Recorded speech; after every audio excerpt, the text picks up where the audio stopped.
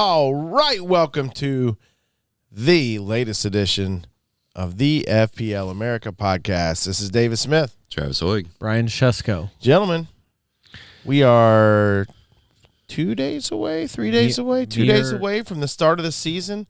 Some days. It'll be 1:30 Eastern Standard Time. What time will it be, GMT time? It's not important. Okay. It's not like the competition's occurring there. But hey, put the graphic up later. It's time. It's time. Or It is mere go hours time. away, right? Mere hours away. We have been waiting all summer. It's always hours struggling away, right? through a transfer season, arguing about who's going where. That's kind of still going on. Thanks, Ezra. Tottenham. Always Tottenham. Yeah, they're mostly going to Tottenham now. Most of them. Yeah, all we'll of them. see. We will see. Yeah, Isak's going to Tottenham. it's almost game week 1. Season is upon us. It's time to make real decisions. Yeah, it's a really And good call. and Real I decisions. think that's what we're here to do. It's time, but there's still time. True. Not much. There's Not still time. much. All right. We have a loaded schedule, and let's just dive right into it. I don't think of course, there's always nonsense that can be talked about. I have a million things going on in my life that no one cares about, especially Travis, but he does love to hear it sometimes. No, I don't. Brian actually cares. Travis does not. We do need to acknowledge two things. One, this is the first episode of the season where we're all in the same room. So True. thanks for joining us. You're well. Good to be here. Great. Good to be here. Yeah, Also- way better. It's weird. We were talking earlier. Brian doesn't have headphones on, Yeah. and he's fine. And we realized, why do we even have headphones on? I It know. just I don't know. It sounds maybe was- because we started like that in the did it beginning. for phone calls, but we've only had like I've one or said two it- phone calls. Right. I've said it since Why do we do this? Well, since we started doing this, I've said it almost every week. I always perform better when my ears can breathe. And you guys, I've heard that about you. Forced I've heard the that about you. headphones on me. I liked your years ago. headphones that were falling apart and there were black bits. Those are the only ones I have. Well, black bits I all came over. down here last week looking to like make sure nothing crazy was down here. I hadn't been down here in a while. Make sure nothing was askew. I was like, what is all this crap all over the table? It was the black I was bits. like, is this mice? It's It like was- there's black stuff. It was Brian's black bits. That headphone was my dust. headphones. I was hoping Brian was going to wear the Travis, your children's Zelda headphones. There's No, but Zelda. I We got chose Frozen ones. We got Yeah, all sorts of what did fun. I wear the one time was, I think it was different. It was some There's video always options. I didn't wear a Newcastle shirt. I thought I might do that this time. Instead, I wore the only shirt that I feel like is appropriate. Well done, and stand start up, this kind of season. get the camera in. There it is. The LAFC now. Yeah. Hyun-Ming's son. I kind of love how Spurs did something right. They kept him on the team. They're doing their preseason in Korea, right? Yeah. Yeah. And that last- Wild. And he got to play there. I thought that was wicked cool. So I don't think they did it on purpose, but yeah. maybe Help solidify. He's the reason why they're big in Korea, I'm help sure. solidify He's- why they're They your took him- third favorite team He's their after second- Arsenal and Chelsea. he's their Arsenal, second then best Chelsea, player. then Tottenham, Then then Fulham, Right. then West Ham, I know. like Palace. It then is, Palace. it All the London is- teams. The 2025-26 Premier League season, you can make a fantasy team. How are we going to do this? Great We're question. going to do it. Number one, Travis, on the board there, who needs rules? No one. Who needs rules? I do want to start by saying one thing. That's what I just said. as a preseason. Is that what you said? Nah, it's fine. As a preseason and a season-long caveat to everything you hear. Caveat? Yeah. Already? Well, yeah, you got to have that. I mean, If in you have to add addition disclaimers, then why are we even here? Well, the first is, the obvious disclaimer of, we're recording this on this Wednesday night. Right? There are press conferences that will happen tomorrow. There's still a practice or two for most teams. So all information is dependent on what we have at this exact very moment. Training and hamstrings and everything else, those things change as time goes on. So all of this might be obsolete by the time you wake up tomorrow morning. It could be. That's an example. But I'm saying the big caveat. We don't even know what time it is in most of the world. They could be awake already. True. You could have already woken up, and here we are. I just want to say up front, I hope there's no I hope there's no illusion here that we're not claiming to be experts. I know there's like the raging debate within the FPL community. He claims to be an expert. The raging debate within the FPL community for the grief that certain content creators take. Yeah. Because at the appearance of expertise, and people give.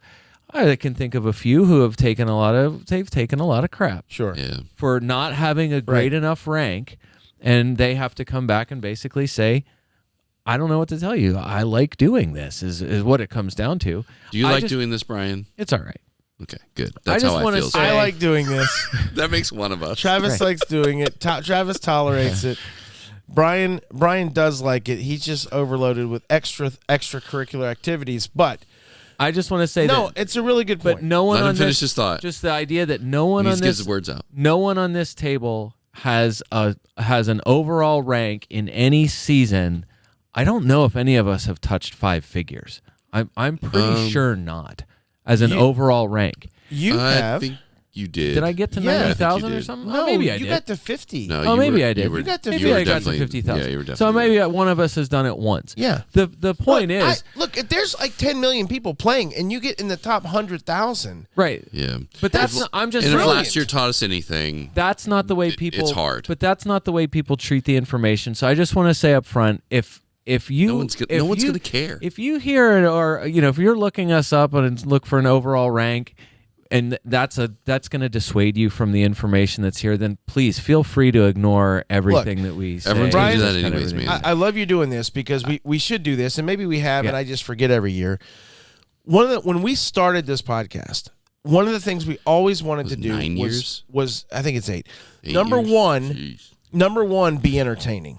Okay, because there's a lot of guys out there, and there's a lot of pods that have good info, but it is a slog to listen to. You're falling asleep. So number one, we want to be entertaining. Number two, half the time I we're do falling think asleep, we so can we're come failing. up with proper information, at least enough to arm you if you don't have time to do all the extra work. And also, there's plenty of content creators that we give credit for on this pod. When we allude read, to a content creator, even if we don't know who they are. Right. Look, I Brian at least, all the time. I at least want to acknowledge if it's not an original thought of my own. Right. I All do appreciate that information about is you. available that's out there. Yeah. I at least want to give credit where credit is due. As much as you're a possible. good consumer. Whether it's FPL Dan or FPL Mate or the FPL Boys with an S, Right.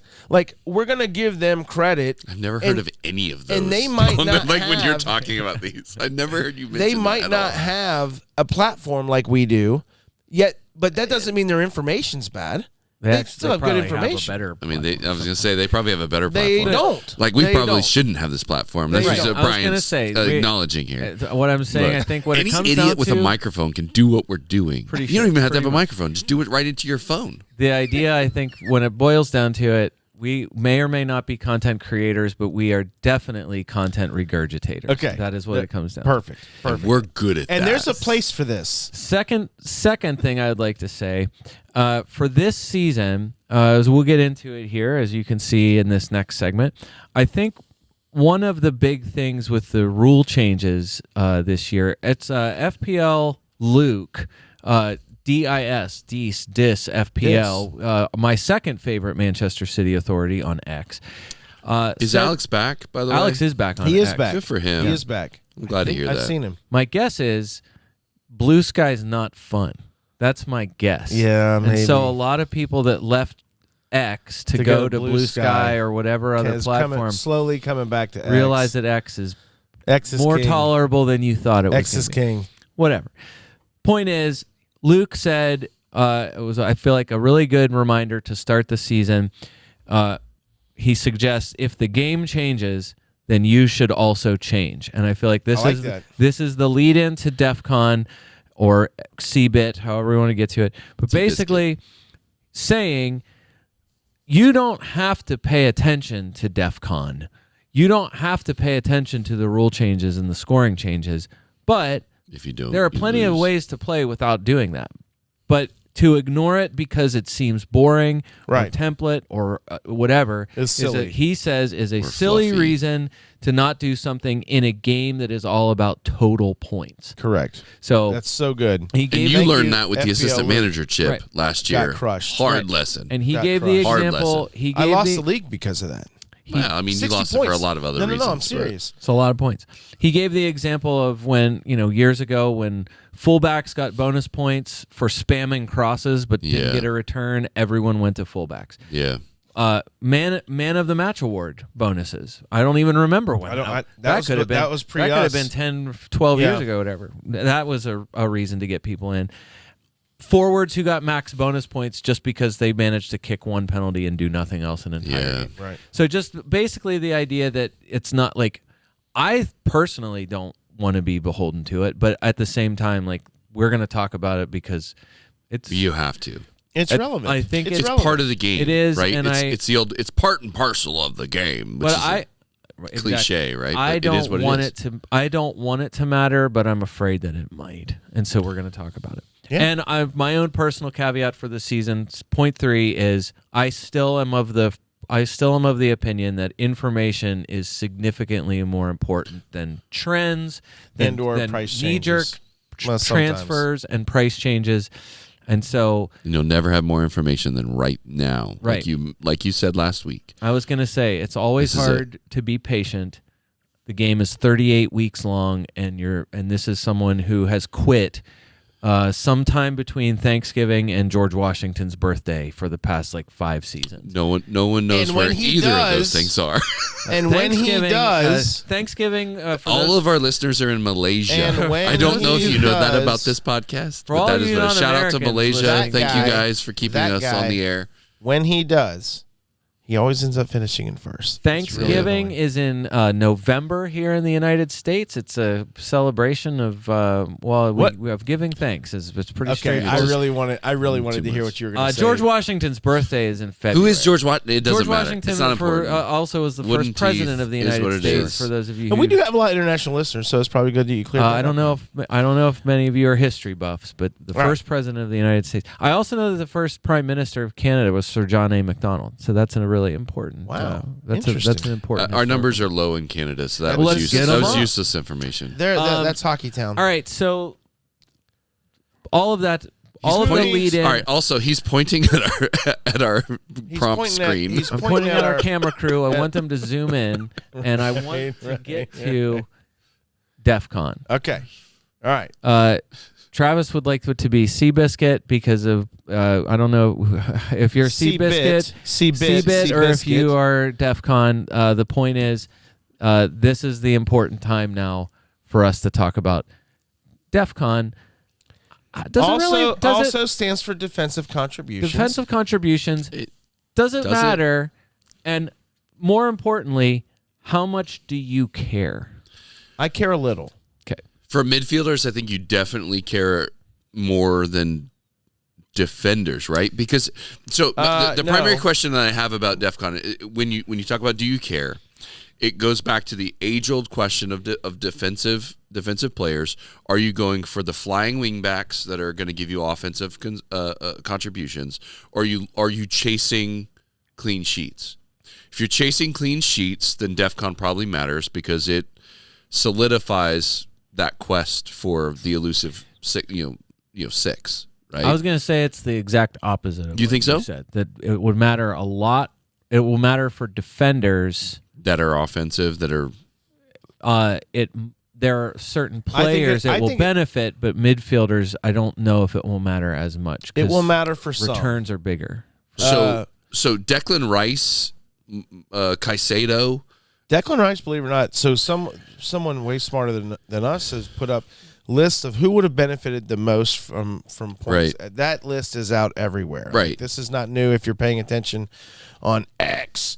And Caicedo was like number 2 or 3 on that list. Yeah, He would have scored last season would have scored I think 42 more points if this rule would have been in last season. Significant. but does that matter in the context of who the alternatives are? For Right? him, yeah. And so I was going Would to that say, have made you pick him?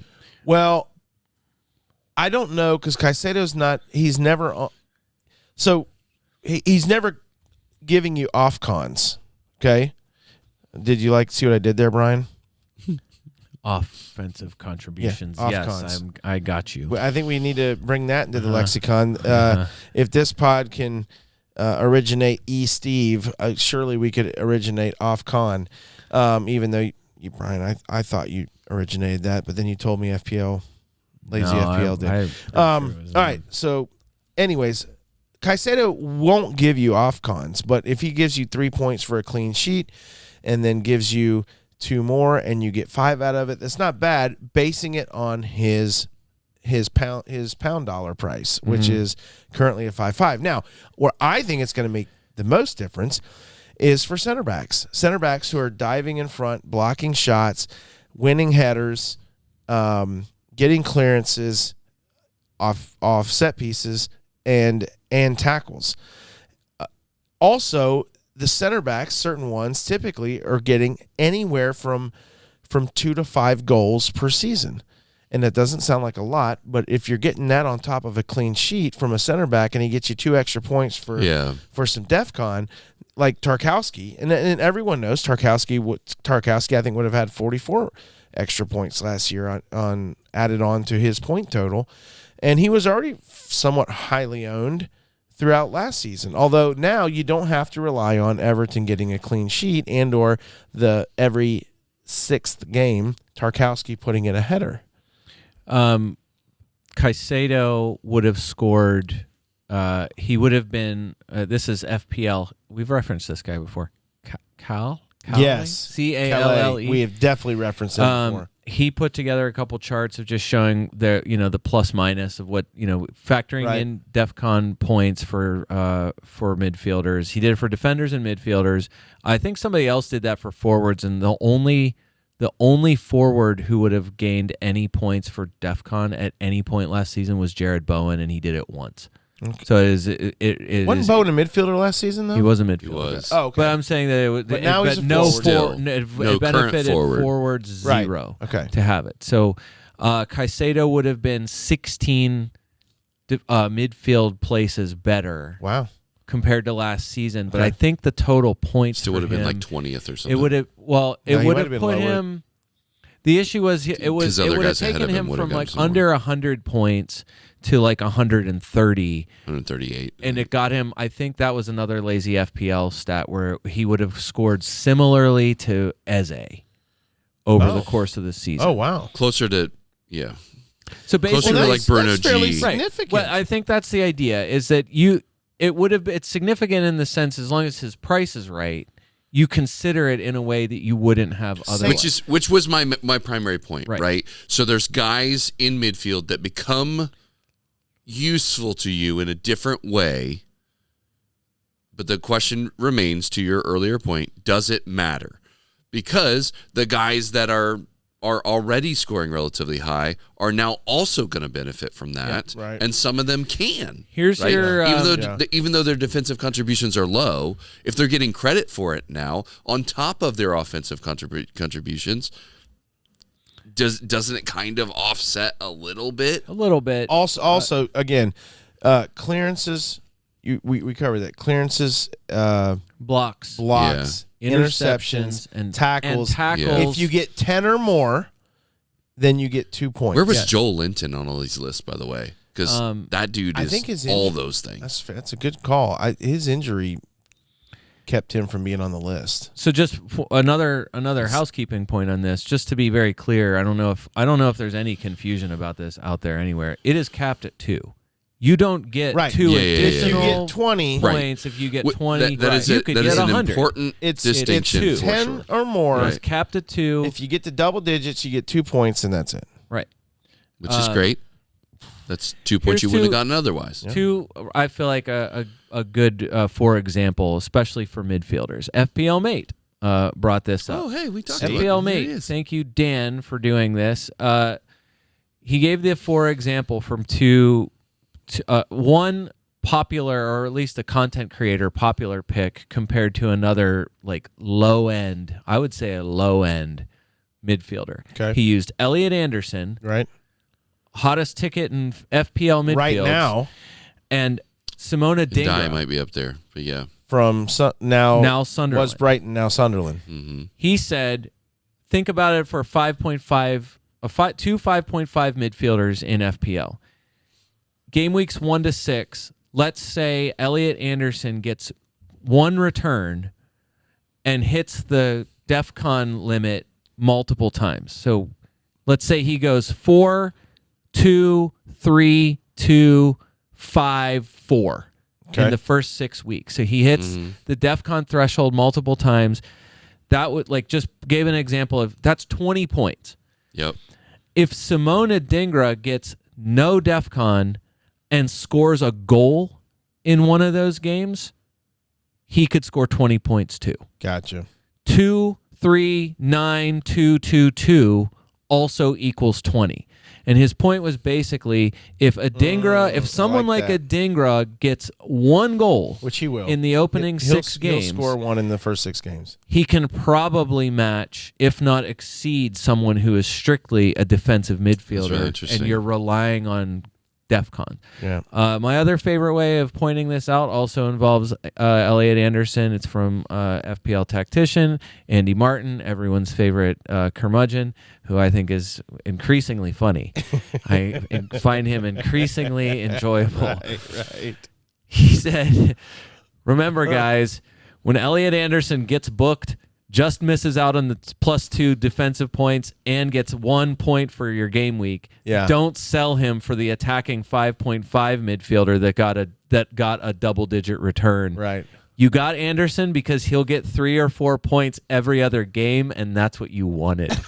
That's really good. So that's really good. All right, so basically, all of that to say, I think for midfielders, do you like it that Caicedo can get you a 4? Right. Or a 5 in a game where they might keep a clean sheet and he gets no return? Sure, that's way better than a 2 or a 3. Right. Well, at least it's he better. also will pick up yellows. Right. It's better than a 2 or a 3. I think the issue is, we can talk about a lot of the guys that are more forward, kind of more forward or attacking midfielders that I think can match that. But this is why I'm saying I think it might matter more for defenders who previously you only could get extra points if they got a goal or an assist or a clean sheet. Yeah. Right. A clean sheet wipeout for a defender now is not a death sentence. It's not. That's a good call. Right. That's a really good call. And so the way and we'll get to my team and yours teams coming up, but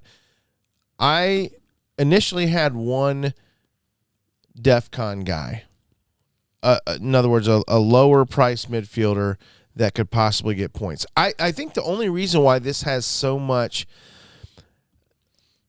momentum is, number one, it's new, and so it does help out in places. But then it also, for people who want to get Haaland and Salah and or one, it lets you feel better about yourself with the low-end guy who is it at least you think it's going to make a difference. Yeah. And maybe it might. I think it's going to make the most difference from the center backs. That's where I think it's going to make the most benefit from.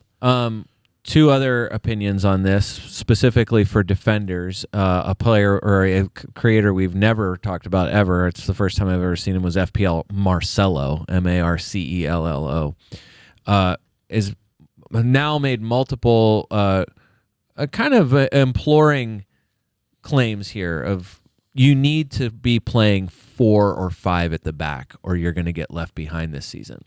I feel like that might be a little extreme. Bold. But that's basically wild. the numbers as far as how is that even? That doesn't make sense. Well, if you have 4 and you get 2 clean sheets out of them, so you're getting, and maybe But that's the same argument every. But you have, I think the idea is now you have, and so this is Tom Hadley did this. That's another guy who's done a lot of pretty good, at least for the graphics of it, just showing the number of times certain defenders hit the DEFCON threshold, and that's why James Tarkowski ended up being in almost every kind of in the He's no in my draft team, because he hit the DEFCON threshold like 67% of the time last season or something, and so. Murillo from Nottingham Forest is another one of those guys. Murillo? And then certain the players who were constantly doing that were I think there is a little bit more desirable of a player, knowing that, it's almost like it's like a 70% chance or a 55 or 60% chance of getting a 4 instead. And if you're averaging 4, you're doing great. Right. But FPL Harry, I feel like, did throw a little bit of cold water on it for the specific reason that clean sheets are still more valuable, and why aren't we? You should be chasing clean sheets more than DEFCON. He said it may be obvious, but defenders who keep clean sheets, still the most important thing to focus on. 9 of the 10 defenders from last season per 90 scored more from clean sheets than they did from goals and assists or defensive contributions. Right. And so that was Gabriel, that was Murillo, Milankovic, Tarkowski, Lewis Hall, Gvardiol, Virgil, Timber, Nico Williams, and Daniel Munoz.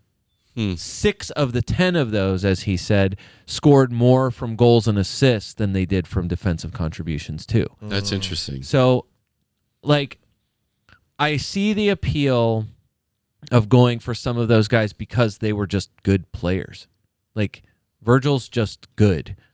We can debate what the opening schedule is for Liverpool. I think he was. I think he's slipping. You are such a hater. Gabriel, he's getting older. We all slip at some point. The professional athletes will all slip at some point. Some sooner than others. How old is he? 65, I think. All of a Close sudden, to retirement center age. backs fall off a cliff. No, but That's not complete. you're not going to Lewis Hall this year, but Lewis Hall was a pretty trendy pick, I think, for a lot of the season last season. Milankovic, Definitely to Murillo, start. Nico Williams, all 3 of those guys in the top 10 of scoring for defenders. Yeah. All 3 right back here again. Heavy in the conversation of who you're going to start with this season. I don't know how you feel. We can. I'm sure we'll get to it in the Arsenal hour coming up. Yes, we will. Yuri and Timber, your guys, both of your guys, Gabriel and Saliba. I don't know how you feel about Calafiori or any of the other guys, any of the other players that could fill in on the left and the right for you back there. But no, I think that we can talk about the best defenses again last season, and it's the same 3 as it's been for a while now. It's Liverpool, Manchester City, Arsenal in some order, and I feel like the least convincing of those especially last year, was Manchester City. Yeah, but either way, how you build your defense. I did it at one point, just put a huge, basically just said, what if I did go huge at the back? Every defender 5.5 and up. And I was able to put together a defense where Tarkowski and Porro are the 2 cheapest. I have 2 5.5s. Right. Everyone else is 6. Wow. It's a team that still has Palmer, Salah, and Bruno, and is capable of having at least a $7 forward as a main forward. Interesting. So when I saw that, I was like, I don't hate that. Yeah. It went completely away from the way I was building before, and I'm like, all right, it covers City, it covers Liverpool, it covers Tarkowski, it covers Spurs, and it covered Chelsea. So all of the there's attacking upside because it was Frimpong, Nori, Tarkowski, Cucurella, Pedro Porro. So I put those 5 in there, and I was like, I'm not going to have any money left for anybody. And then I looked through, I'm like, oh, I actually have pretty much everyone that I want. Oh, wow. The only thing I don't have... You don't love your strikers. Right. I have to skimp a lot on strikers, but then, hey, you move Salah out? Now all of a sudden... Yeah. You have options. Basically, it's Salah and a 4.5 striker, or it's Saka and Ollie Watkins. Right. You know what I mean? All of a right. sudden you have that's $19 to play with. Yeah. It's massive. So basically just all of that to say I can see a scenario here where if you really did want to go just huge and have no no 4-5 defender, don't even bother with the lower price bracket. You can easily do that, and I think still put together a team where you're like, yeah, that works. And it sets you up. That's like I said, it's like you still have Cole Palmer in your team. That's I feel like that's been the one non-negotiable guy, more than Salah, more than Haaland, almost more than anybody. Highest owned. Right. He seems like Cole Palmer's the one guy that no one really wants to go without for whatever reason. And it's always paired with Holland or Salah. Right. It's like how many no Palmer drafts is anyone talking about? Almost none. No one. That's a really good call. You know what I mean? So anyway, I feel like that kind of ends the DEFCON debate. I don't think it's not like really a debate. It's just more of a, I don't know how you, if you want to say, you know what, I'm playing 5 defenders every week and I'm going to have 5 playable starting DEFCON defenders and I'm going to win. Maybe. You can make it, basically, you can make that work. Yeah. But in the end, what's really going to matter is points. Did they keep a clean sheet? Right. Because did someone score? I am not of the many things I am not an expert in. Math is one, but I know that 6 is still more than 4. Facts. All right. Template roll call. Travis, do you happen to have that in front of you? Or I do. No. It varies a little bit enough to where we'll just name it. And you react as I say it. You can make like a puke noise, you can make a scream or a squeal and delight, however you feel. Start at the back. I like this game. The 2 highest owned goalkeepers as of right this second are Quaveen Kelleher. Yep. Martin Dubravka.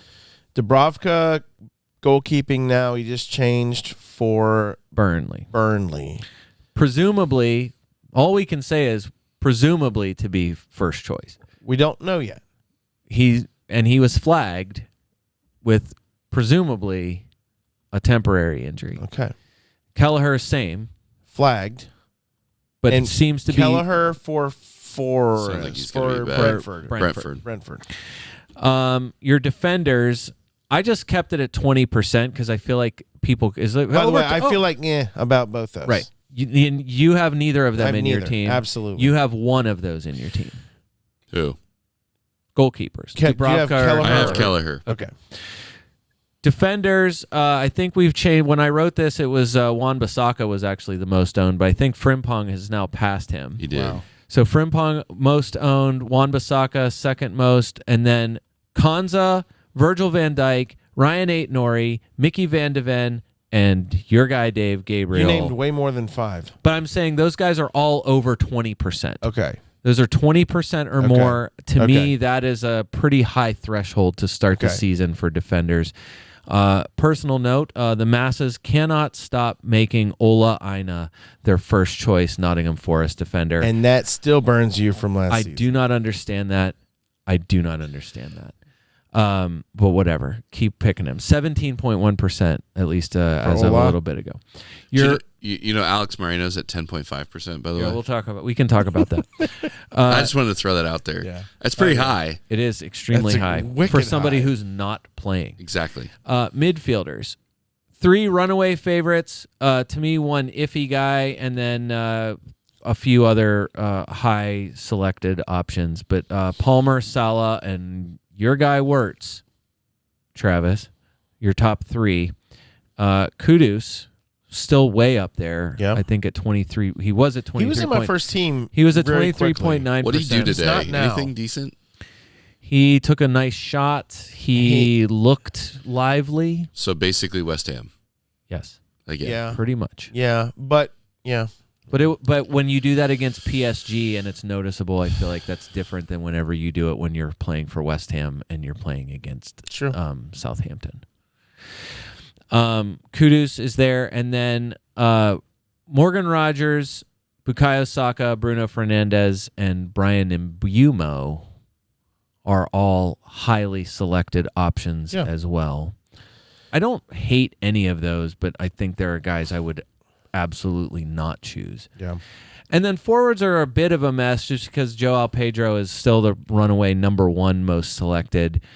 Dave, your guy, Gyökeres, at over 25%. I believe it's just Gyökeres. I don't care. If only we knew, Brian. I'm assuming you are part of the problem of that, but we can talk about that. I am. Erling Haaland is 22% selected, and maybe more insane than Alex Moreno or Ola Aina. Alexander Isak still over 20% selected as we sit here. That is tonight. the weirdest. That is insane. Right now, that man doesn't even have a team. Ollie Watkins, I think only recently hit 20%, which I was a little surprised by that. And then Jared Bowen hovering there close to 20 as well. I will be talking about that. So that's basically some variation of those players are currently making up the template picks. And most of those are in, I would say, the top 100 players from last season team. Yeah. Yeah. A lot of those guys. Now, we can get there at some point to talk about the highest percentage owned enablers, like the highest $4 defender. Like, you don't want Estev to matter. You're not sure why, Travis, but he seems to a lot. He's highly owned. I don't get it. Elliot Anderson, as we talked about, to me, Dewsbury Hall at Everton is one, and Dye at Everton was another one. Yep. Was a highly owned. He's highly owned in the top 100. I know that. Right. From last Reinders now I'm sure going to keep climbing and climbing at 5.5. But some of these guys, I think there's honestly, I truly don't know how to say his name. Tijani Reinders. Is that easy? Yeah. Reinders? Yeah. Okay. And then, Mark Guiu, I do know that Guiu is making his way into a lot of teams. It's because he's 4.5. He's coming from Chelsea, and he is coming in presumably to be the man. Okay. Yeah. The only problem is, as a flagged player right now, Match fitness is a weird one. He may not be available. Right. And I keep seeing him as a guy who is like high drop rate, price drop candidate. Okay. Because so many people. Yeah, I agree with that. I think the same thing with Steve, but we'll see how that goes. Well, so anyway, there's your template. And then I don't know how, camera, can you cut back over? Yes. That's your roll call. Click. If you want to do it in terms of the template, Dave, and then just go through and say, here's what I think is dumb or smart about that, and here's why I don't agree with these players. Is that what you'd like to do? That's a bad bad pick, Smith picks? I think my problem with assessing this is I'm looking at the start of this season unlike I've ever looked at it before.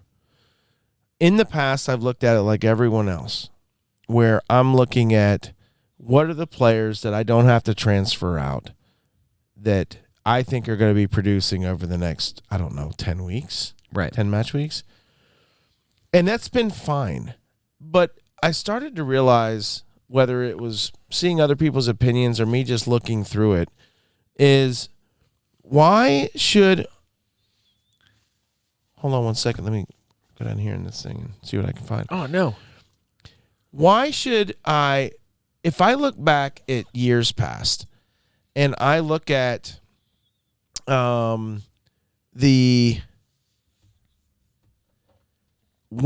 I look at when I wild card, it typically is in the range of 2 to 4 weeks. So I feel like that's probably true. If I can make it through if I can wild card on the international break, because there's been plenty, almost every single year, by the time the international break gets there, I'm ready to wild card because there's so much more knowledge out there that I didn't know before. And I'm ready to shed half my team. So with that being said, my attitude this year is, let's look at the first 3 weeks, who has the best schedules, and pick the players from those teams that have good schedules. I like it. Kick the can down the road. And so, with all the chips, why wouldn't you? If I know I'm going to wild card anyways, because I always do that, why am I looking for whole season things? I am literally. When you hear my team, you're going to see and hear players that you're like, that's ridiculous. Who you're missing more so than who you've chosen, though, right? But I am literally just picking for the first 3 weeks. Yeah. Okay. And there probably won't be many pundits, and I'm not one, that would say that's a great idea. But knowing me and what I've done over the last 9+ years of doing FPL is I am almost always by the international. Sometimes it's happened in week 2. I'm like, oh boy, this is a problem. And, everyone thinks they know things right now until match week 1 happens. And then we've said this before on previous years. If your team doesn't perform in match week 1, don't freak out. Oftentimes, they do then perform in match week 2, and you bounce back. And we see that every single year. We see guys do really good in match week 1, and then all of a sudden their scores drop, and the other scores, and now it's balanced back in your mini league.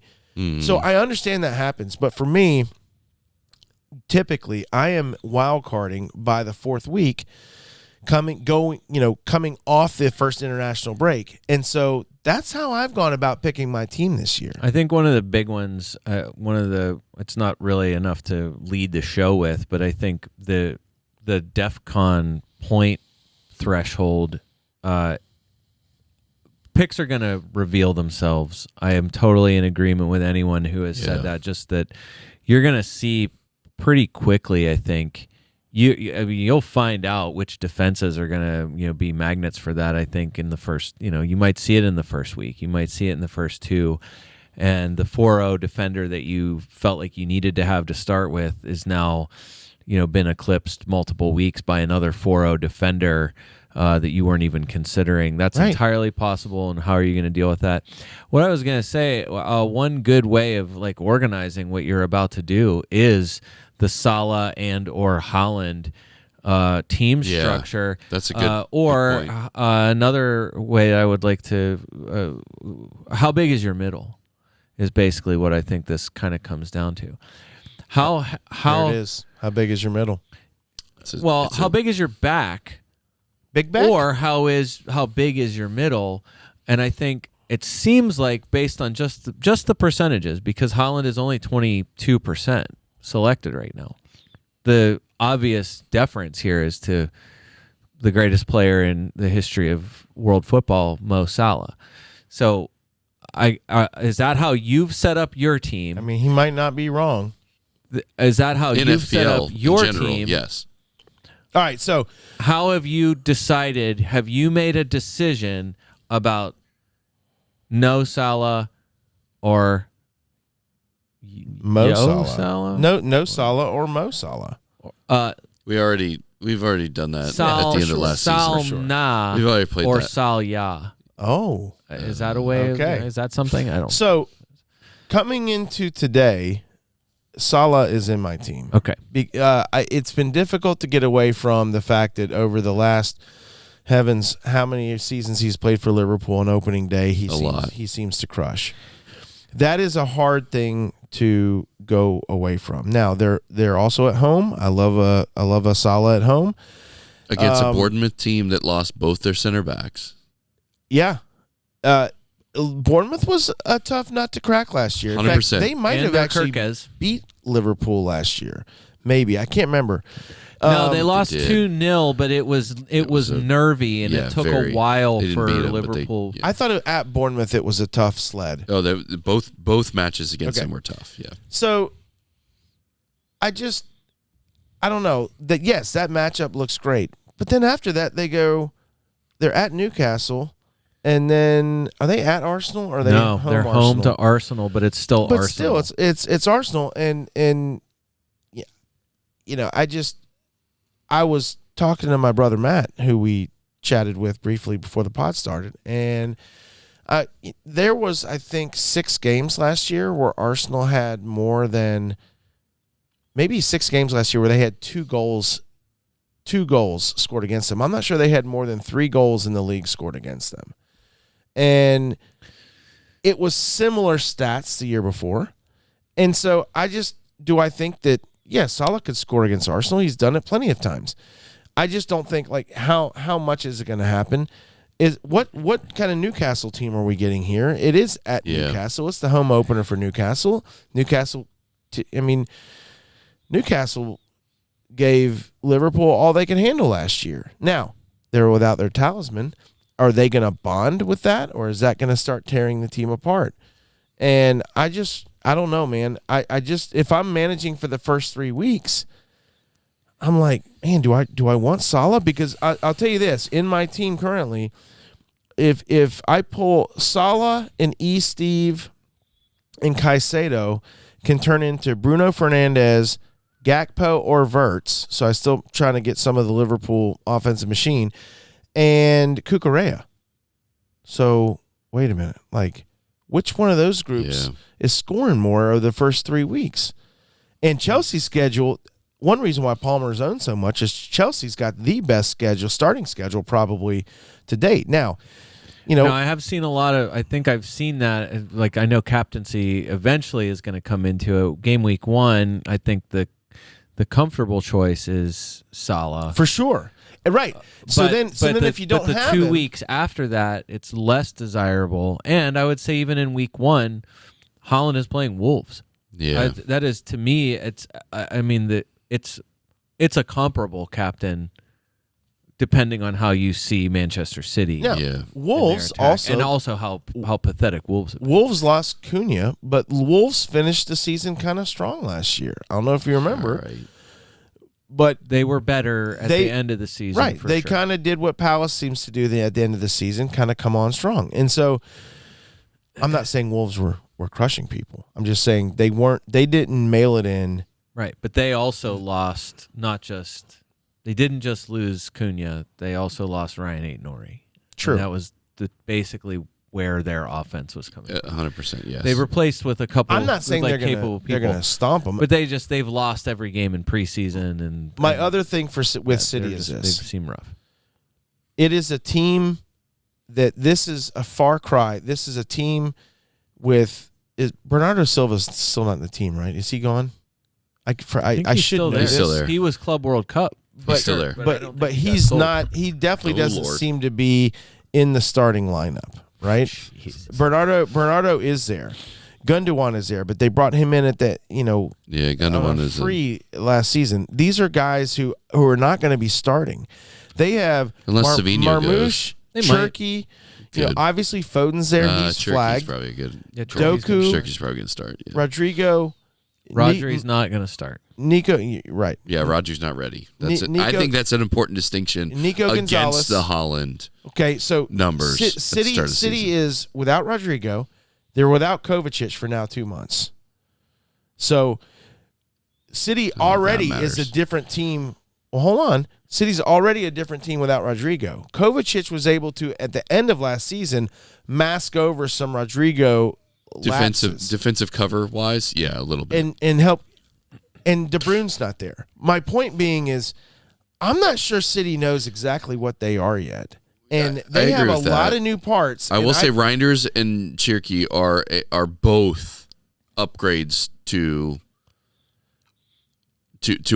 what they were dealing with last season on paper. Correct. Yeah. Will that translate on the pitch? And I just don't know. I saw a video of Haaland and Cherky getting into it in practice. Look, if locker rooms, but you like that stuff. I love it. Yeah, but it wasn't because a tackle came in a little hard. It wasn't as fun as when Mane and Salah used to get in fights at practice, right? In real life, but they used to kiss and make up. If any time over the last 6 seasons, this is for me a wait and see on City assets. We already know that if there's one guy who probably will be starting, it'll be Foden in the midfield. But the other people, I'm not saying they can't perform. I'm just I just don't know if City knows who they are yet. And they have some big pieces that have left and or not contributing anymore. Yeah. And they already didn't look great last year. Now, Haaland started pretty hot, but then City started kind of falling apart. And anyway, so I don't have a City player in my team right now. Makes me a little nervous. As not only the 2 players, $28.5 million, the perennial dance of what do you do with that money and what else you can do with that money. So the no Salah, no Haaland drafts.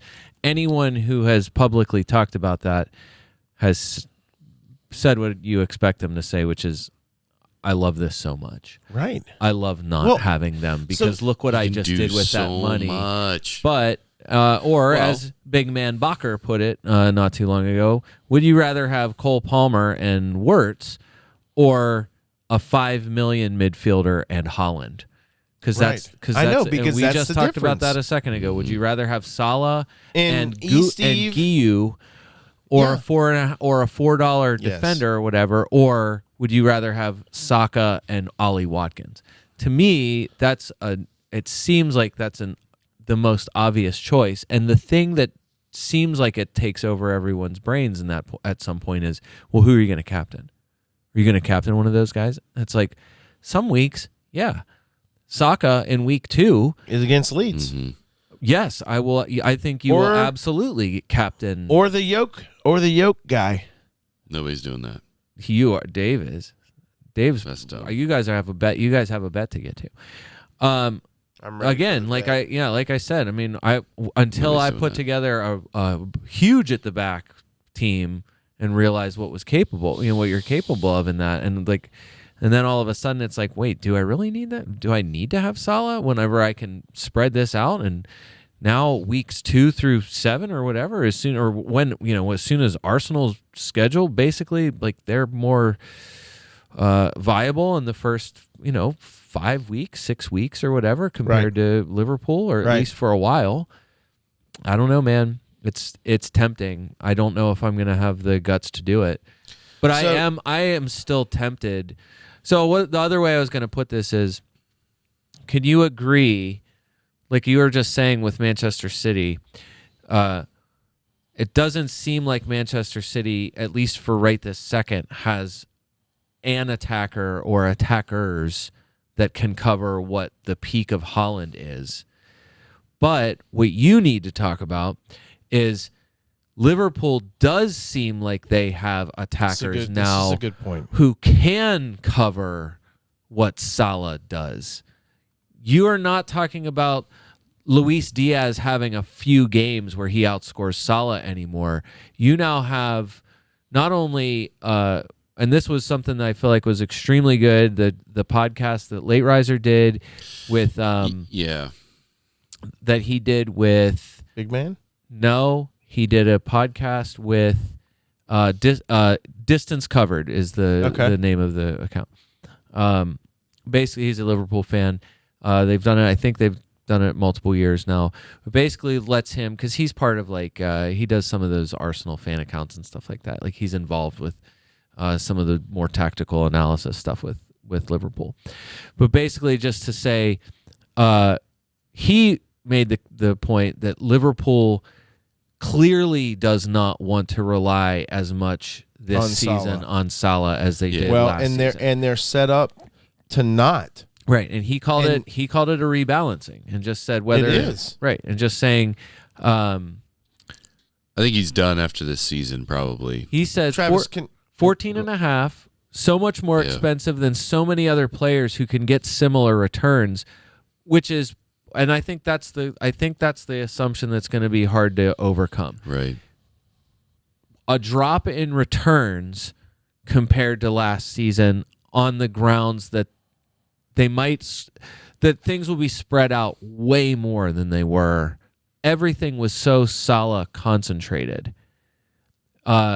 Most expensive player in the game. The other good point, I feel like it was a really good point, that he's the most expensive player in the game this season because of his performance last season. Right.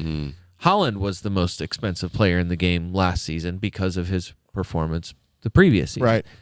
But either way, you need to talk about what Frimpong on the right with Salah, whether that which it seems like that could do more. I mean, at least it impedes his space more than it did with Trent. And then it's different, but okay. Hold on, Travis, because I want to say something before you. And then yes, just in general, the Wirtz, Gakpo, Ekitike, that front of players who are all seemingly capable of attacking returns in a way that's a little different than what you've had. Travis, what I seem to have seen, at least in the Community Shield, and I know Liverpool played a lot of other games, but there was heavy substitutions in all the games. it definitely seemed like with the addition of Ekatike and Frimpong and Verts, Kirkez, those were the main signings that were playing that all started in the Community Shield. It definitely felt like there wasn't, and maybe with the fact that McAllister wasn't on the pitch and that Gravenberg wasn't on the pitch, it definitely felt like there was not a fluidity that had been there in the past. Was there exciting players in the pitch? Absolutely.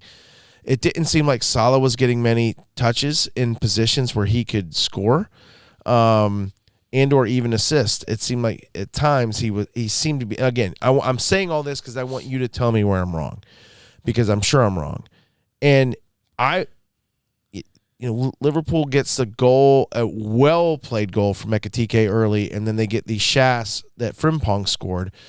And then not a whole lot after that, and Crystal Palace eventually kind of crept back into the game and obviously won on penalties. So I guess my thought is, because these new pieces, especially being fullbacks, and the way Liverpool has played, and I know it's different than Klopp and Slot, but the way the impact that Robertson and Trent has had in the offense and going forward, they're both not there. And so you have new pieces in there. Yeah, yes, you have Gakpo, but now you also have it seems like it's counterintuitive here. You have a proper number 9, for lack of a better term, in Ekatike, who seems to be quite an excellent player. And now you have a new, who a crazy talented Verts playing in your 10. It just seems like there's a lot of new pieces that, I just wonder how they're going to be early. I have no doubt how they're going to be late. Up until the Community Shield, I think that's the first time that all those guys had actually been on the pitch together in a game. Now, they might have, but it wasn't long. There was heavy substitutions. I mean, they played a doubleheader with Atletico Bilbao, and it was heavy substitutions. They literally played 2 games in one day and other things. So I just wonder if, for people starting the season with 2 Liverpool offensive players in their team, and honestly, their defense didn't look good. And again, I want to cover one more thing. Virgil van Dijk has been the best center back in the Premier League for, at minimum, probably the last 6 to 7, 8 years. Okay? I'm not a Liverpool fan, obviously, but I respect him, and he's been amazing. What I saw in the Community Shield was him give up a penalty that he normally does not give up, reaching in, and he couldn't get there. And was it match fitness? Was it the fact that, and this happens to every excellent athlete, at some point you lose a fraction of a step, and you didn't get there when you thought you could, and you draw a pen. And or maybe he just made a miscalculation because someone else made a mistake and he was trying to cover up for it. And then the other thing was the amount of space, and again, now he's got a new left back, in Kirkez, because it came from that side. The huge miscommunication on the through ball to Sarr, and then Sarr shoots the goal. It looked like it was Virgil's fault. You might say, hey, that was Kirkez. He was out too far wide. He shouldn't have been there. So Kirkez was on the ground at midfield. Okay, fair enough. Whoever was on that side, right? So Gakpo was covering, but not well. Either way, that was an enormous amount of space that normally in the past hasn't been there because, look, as Brian already alluded to earlier, Liverpool's defense is always in the top 2 or 3 every single year. So in no way am I throwing shade, but what I am concerned about is, at least for owning Liverpool fantasy players to start the season, number one, Salah hardly did anything in preseason. Now, plenty of people, my brother being one of them, will go, we lost every preseason game one year and then we won the title. Yes, but that was a complete team that had been playing together for many years, and they didn't have to turn the switch on. I remember talking with Scott about it. Scott's like, it's not going to matter. I'm like, it is going to matter. And I was wrong. He was right. And Liverpool ends up turning the switch. I don't think this is not the same type of team. There's too many new players. You now have older players in Salah and Virgil, and I don't know if there's a switch that can be flipped, and I was just surprised at their performance against Palace. Tell me where I'm wrong. Go for Travis. Tell me where I'm wrong. There's a lot there for both of you. Start with Brian, and you'll probably answer some of mine. So, just as an acknowledgement, I mean, I think that both Salah and Virgil have been relatively popular picks over the years. Virgil probably significantly less than Salah. Salah is the one that really matters, right? Like ultimately, I would say Salah's track record in FPL, track record in Game Week 1 specifically, are why he is so enticing. I do think that there is a lot to what you say in terms of the team gelling and there being a pretty substantial change to how things are.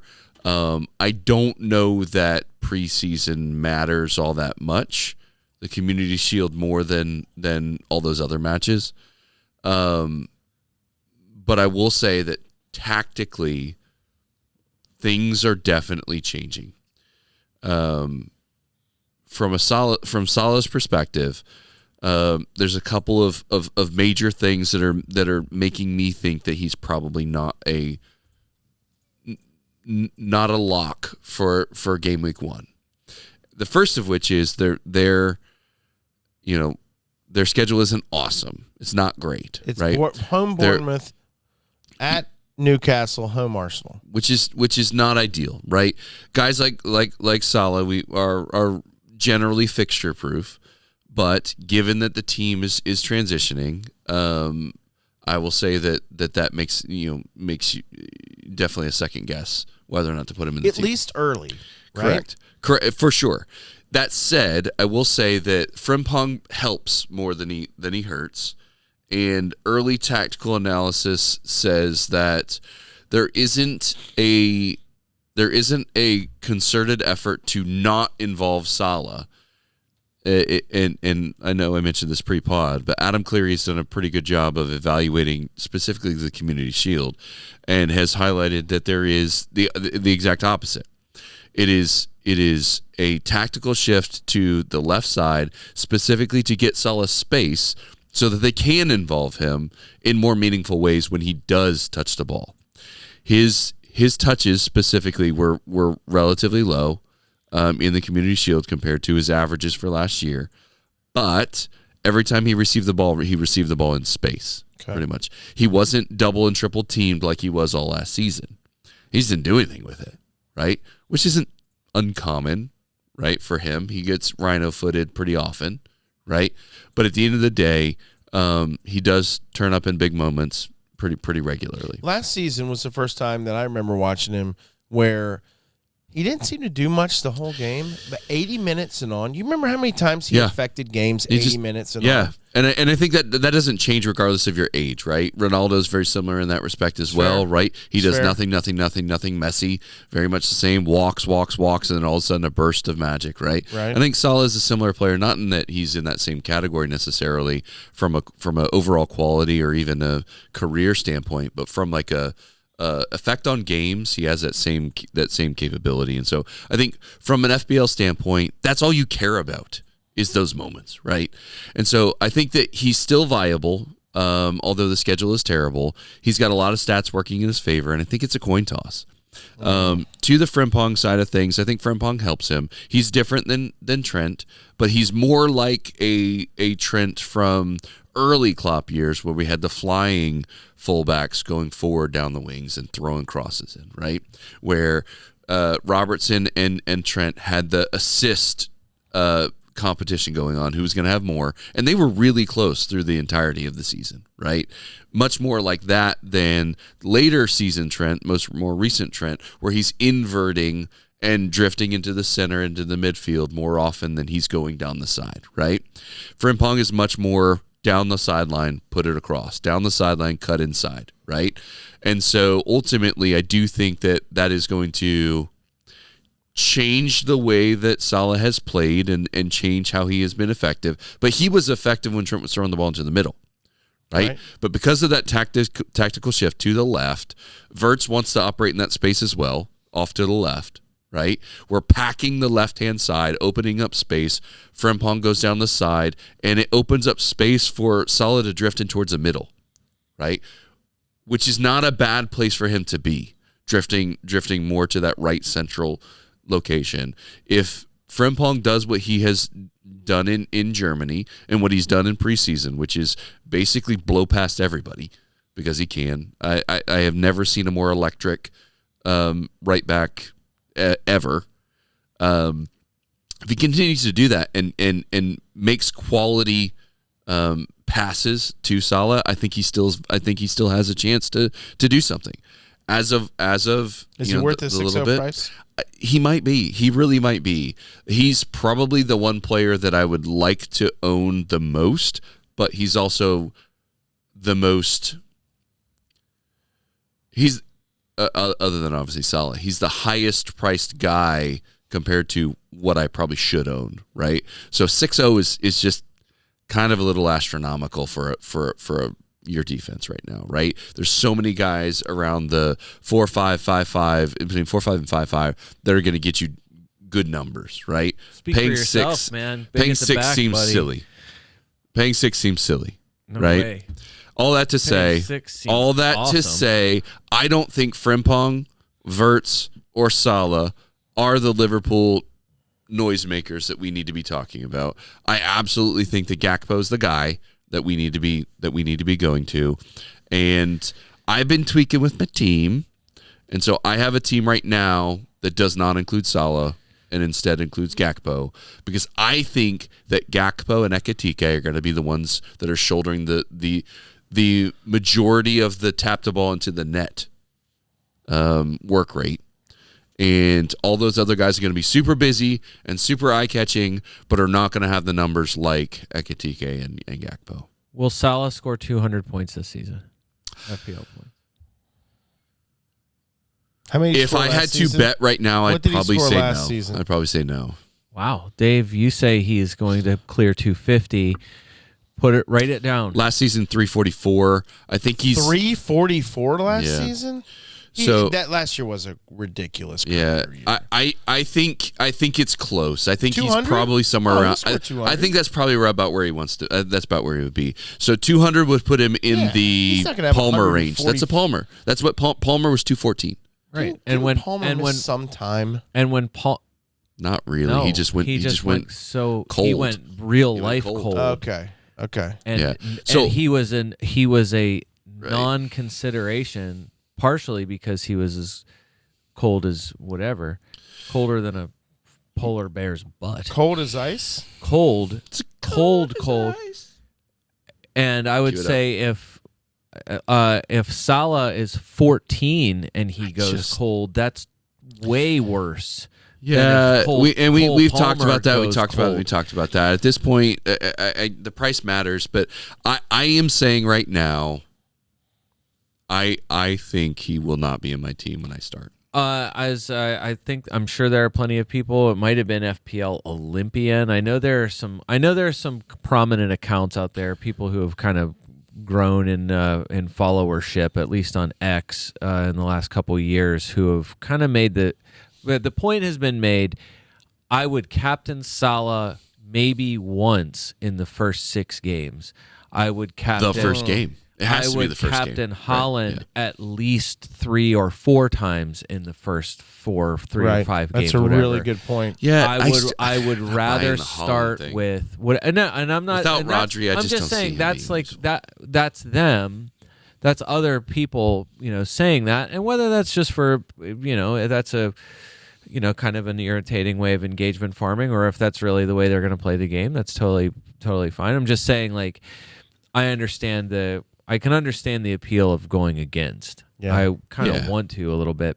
But I think just to wrap it up, Salah is still Salah for the most part. He is a year older, which doesn't really matter for a guy. But this year, compared to, it's been a while since it's been the surrounding talent has been this high. Yeah, and I will say we learned, to your earlier point, we learned that a Liverpool team without Gravenberch and McAllister playing is not a great midfield, right? There were moments in that game where they were absolutely electric and they looked like they were going to wipe the floor with Crystal Palace very early on, right? Right. Yep. That quickly faded. It did. Right? Quickly faded, and they started losing the midfield. You mentioned that goal that we get, the Sarr goal that we gave up. Part of the reason why we gave that Sarr goal up was because we don't press like we did last season. Not yet. Because those new guys don't know what to do. Not because yet. I Kirkes know. is in weird positions. Yep. And so ultimately, we're definitely feeling that. And Gravenberch is not going to be present for the Bournemouth game. I know. So I do think that McAllister probably starts over Curtis Jones. He's got to. I think You're that's what it team is. Without McAllister on the pitch. Ekitike probably plays a full 90 or pretty dang close to it. Who comes in behind him? Great question. Okay. I don't think anybody Who really comes in knows. behind Gakpo, by the way? Again, I think that's a great question. We have to shift you guys tactically. lacking depth there? I'm not trying. Yes. I'm not throwing Yes. shade. This is honest to God question. We have to shift tactically in order to make that work because our depth at the 9 position is so poor. You still got Harvey Elliott? At the moment, yes. We will likely have him on Friday. Yes, tomorrow. Or 2 days from now. 2 days from now. 2 days from now. We will likely have him on Friday, but who knows? Because Tottenham and West Ham are both circling. Probably Tottenham. Yeah. Wow. Tottenham's getting everybody. Wow. I mean, with James Maddison replacement, that's not a bad one. Similar That's makeups. not like for like. Yeah, I think it's close. It's more like for like than you think it is. Really? Yeah, I think so. All right. So the point is Ekitike better than Darwin Nunez? It's kind of a joke question. But they're different. They're different players, but is that a he's real question? probably I think better for our Ekitike is not team. scared to score. I don't think Darwin's scared to score. I think the No, primary I difference know. is I'm I throwing think the some primary shade. difference is that Darwin makes contact with the ball at 1 billion miles an hour and just rockets it. And it goes where it goes. Darwin's biggest failure was he scored the hardest goals and he would miss the easy ones. Right. Because he was trying too hard and he was just listen, I felt bad for him last year. I think he's going to be a great player. No one tried harder than him. Right. And his pressing was excellent. Effort and heart. He played with heart, he played with I effort. agree with that. He just had crap luck. And I actually least felt bad precise for him. players in history. Well, because he was it was every shot was 1,000% power, and that's what Ekitike taught you was that like ultimately his very first goal was 30% power on a missed touch, and it went into the only spot it could go to. Yeah. I mean they're very different in that respect, and that's a finisher. Yeah. One of the other points that Distance Covered made actually on that podcast with Late Riser was that the idea that Frimpong, given what we know of his style and skill set, that his strengths, they want him as far forward as they can get him. Mm-hmm. And it seems like the potential is for that to impede where Salah goes. If that means Salah ends up drifting more, like we said, more centrally, fine. But also the possibility of he's not crossing it to Salah. You have players that occupy those spaces already. True. That it actually takes Salah. It's out Ekitike and Gakpo more. that are going to benefit from Frimpong more than Salah, 100%. And so that was the thought. And that late arriving specifically midfielders. That Salah may end up looking better if and when Connor Bradley is playing in that position. But Connor Bradley has historically played the inverted Trent. Right, but until Connor Bradley is fit, which is TBD. And even if it is he going to have the position? With the way that Frimpong has played, I think Frimpong is the starter. I don't think we got any closer to an answer on this. Right. But one thing we did I gave a lot of opinions. But one thing we did agree is that Haaland is still Haaland and he can be really great. But the attackers behind Manchester City, just to drag them back into this, just to wrap this up, Marmoush might be close. I wasn't really considering Marmoush, and then I would like to see what happened. Ben Krellin was on FPL Hub. Marmoush is, I'm sure, is starting, right? I think so. Yeah. FPL Hub did a podcast with Ben Crellin. So if you haven't seen Ben Crellin, or if you wondered what he actually looks like in real life, he's on there. Ben Crellin included Marmouche in his draft. And I would like to see what the selection percentage was before the Ben Crellin that's a good point. podcast, and then after. Marmouche is at 12.8%. At least he was. He's probably maybe a little higher than that now. But either way, the justification for it was that Marmouche can play anywhere on the front line. 12.7. 12.7? 12.7. Wow, he actually went down 0.1 from whenever Ben Crellin made people sell him. That's just the churn. Basically, what we already know that Pep has already said they can play together, so it's not like it's not an either or. But whatever. The idea that Marmouche was a focal point of their attack, and you've already seen him be quality. I understand the choice. I'm not sure that I would go there, but whatever. I don't hate it. Foden can cover Haaland, but we haven't seen it in so long. There's no way you could ever choose it. I got to see it first. Doku is just a winger and can't kick in the straight line. He's a fast dribbler. He's the Darwin of. I want to see him in Frimpong race. Savinho, he's going to Spurs, so he's not going to matter soon. Reinders, I think, is the one that's the big. I mean, that's the big question mark. The brace that he scored in the friendly the other day off the bench against 10 men. Has shifted everyone's. I think love Brian's cheeky stats. Brian's cheeky stat of the week has shifted the opinion where he is now the most popular. However, the analysis for him, at least from most of the Manchester City accounts, is that his positioning, crashing the box where he may end up, really could turn into something that they really do need, and that is actually really Frank good. Lampard late arriving strike. I think it's that he's 5'5". Aaron Ramsey. I think it's that he's 5'5". Nah, he I killed think everyone. I think that's what it comes down to. And then Cherky, underrated. Extremely underrated. He is the creative force there. If he's as good creatively as he looked, and anyone's ever seen him, then I mean, he's deceptively good. That's going to be. He's the most awesome. interesting player right now out of everybody that's new to the Premier League. He's the one I'm the most interested to watch. He will only make the people in front of him better. I think that what I'm saying is he is a huge benefit to Marmouche and Haaland. I agree with that, and I am really interested to see what type of effect he has on guys like that. I just don't think he's not going to come in, that he's going to somehow whatever. Yeah, it might take him time to get acclimated, but we're saying the same thing about Liverpool. It's going to take Kirkes and Frimpong time to get acclimated to all of these other new people. So I just think there's an acclimate. You could make the acclimation argument about almost anybody here. What's interesting about Cherky except Arsenal. What's interesting about Cherky, his price point is almost at a DEFCON level.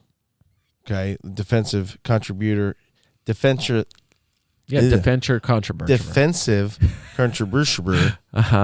Person in midfield. Right. He's 6'5". Right. He's gonna give some offensive contributions. Yeah, but who would you rather have right now, Cherky or Kudus? Cherky. You really think so? I actually would, yeah. Interesting. Do you want to go through your team? Interesting. All right, let's go through my team. I actually make some changes now. Do you want to put his team up on the screen? Yep, here you go. Shoot to camera This is. We're not that kind of podcast. We're lacking that technical ability. I think I've decided for the first 3 weeks. Video interns, please email travis@fplamerica.net. That actually is funny because I just killed that because it's just like, why am we paying for this? Nobody emails us. Email Travis at DM us. It wasn't .net, it was .com. Travis at Juno.com. And just your AOL dial-up finally is shutting down. Isn't that crazy? September 30th, I think. Yeah. Have you made arrangements for your account? I haven't had one in a long time. Okay. I used to have an AOL Instant Messenger. I don't remember what it was, but I had a name. Yeah, never. Whatever. All right, my team. Your team. This is a first place team. I can feel it. This is not a first place team. Caveat here. I am managing for the first 3 weeks. I made probably 15 changes since we started recording. Also, My team is a mess. caveat, and we haven't got to this yet. Now with the chips, I don't know why I got this pen in my hand, but the chips. Bob Dole over here. First half, second half chips. You won't have. I saw someone post this, and I'm like, oh boy, that's a thought process I've never seen yet. If you use a bench boost, typically it's off of a wild card. Most people in second half of the season try to plan a bench boost off a wild card.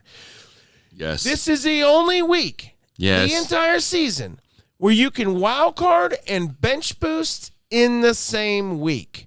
You 100%. can't do it the rest of the year. I love that. I've never thought about that.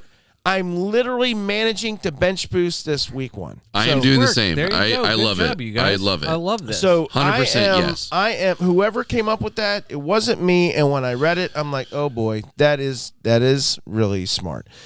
So that's the way I'm looking at it. And so my goalkeepers, Vicario, they home to Burnley, Areola at Sutherland. Burnley's winning 1-0. Did I say Sutherland as in Don? Yeah, I Donald did. Sutherland. Sunderland. Or Kiefer.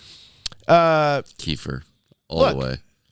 They another thing we haven't talked about this pod yet. I think West Ham is going under the radar. Yeah, I agree. Who's their manager that came in halfway through last season? Graham Potter. He now has had half the season to evaluate. He has had now. Season really has started. I'm answering my own questions.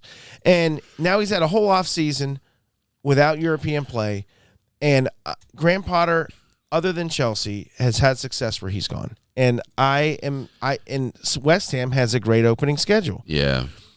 I think West Ham assets are horribly underrated. Unfortunately, though, I actually, as of a few minutes ago, had 3 West Ham assets. I now only have 2 because one got sacrificed because I gained more Salah money.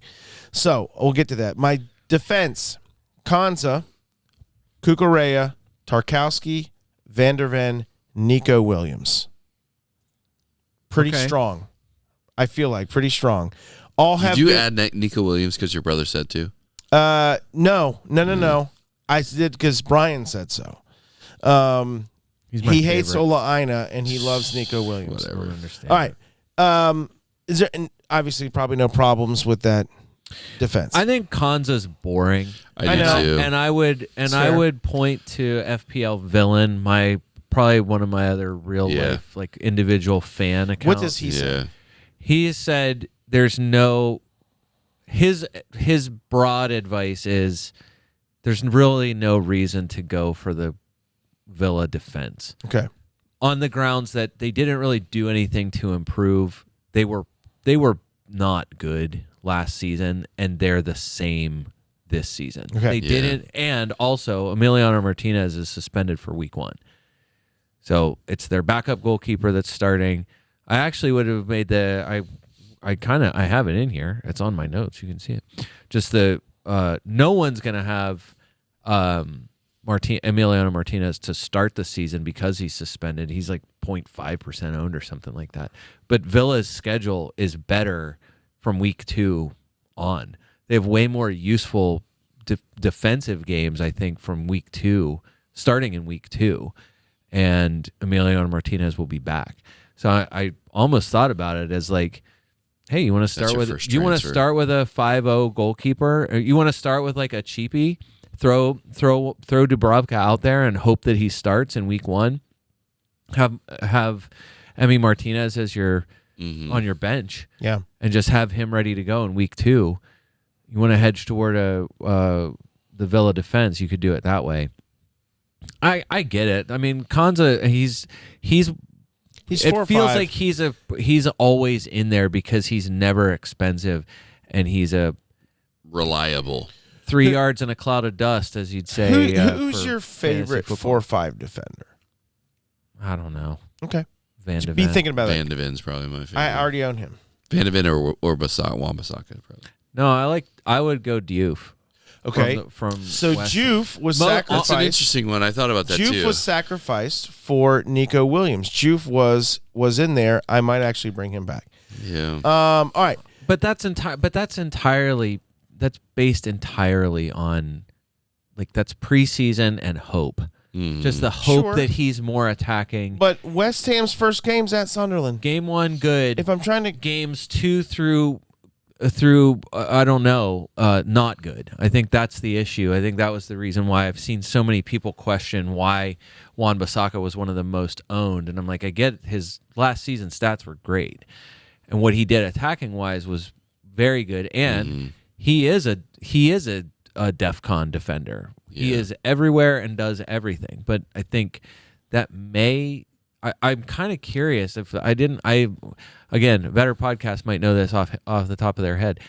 I just wonder a guy who stepped up in the attacking phase of play way more than he did during his time at Manchester United, or at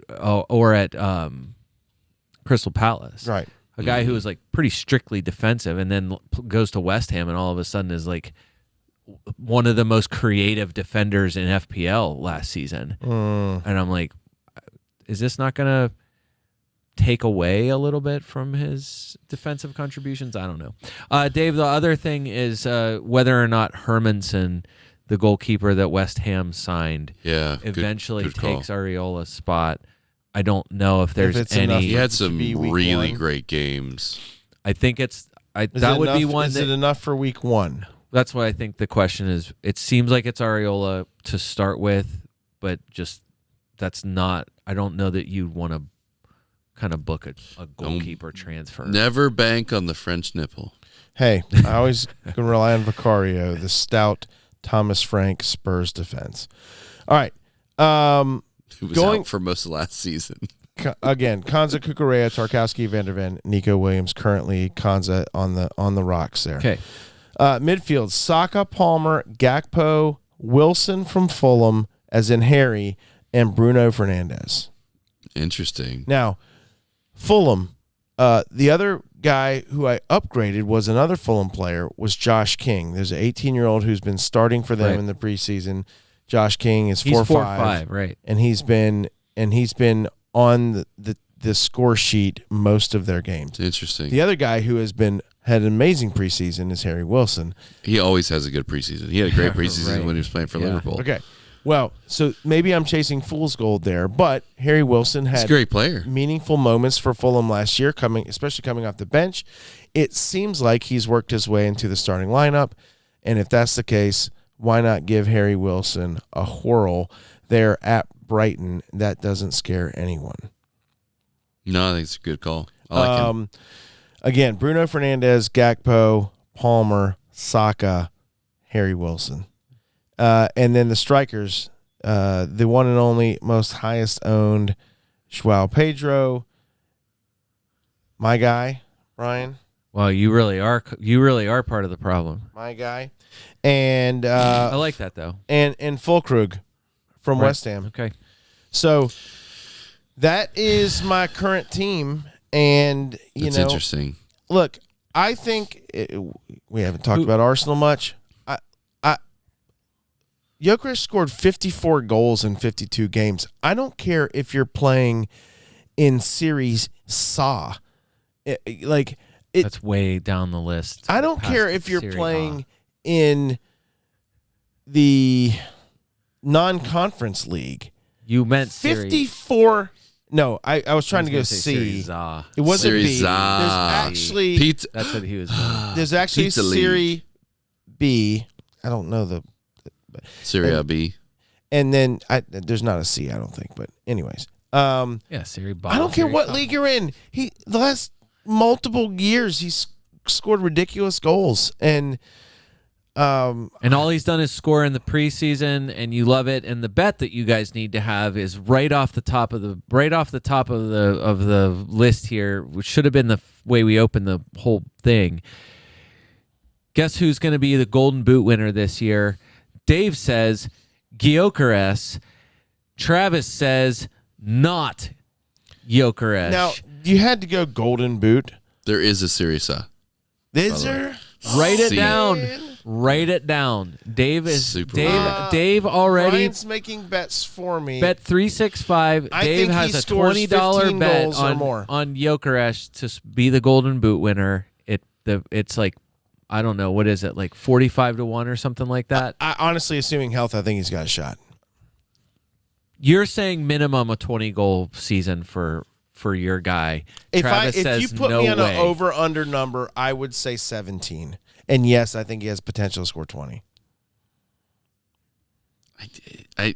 Why do I even write these bets down? Because they're great. We don't do anything with them. We Yes, never we even do. check them. It's because I win them all. It's not even an issue. No, you did not win them. I have the bet document up right now. You did not win This hardly is why anything. This is why we please. need to check it again. Please.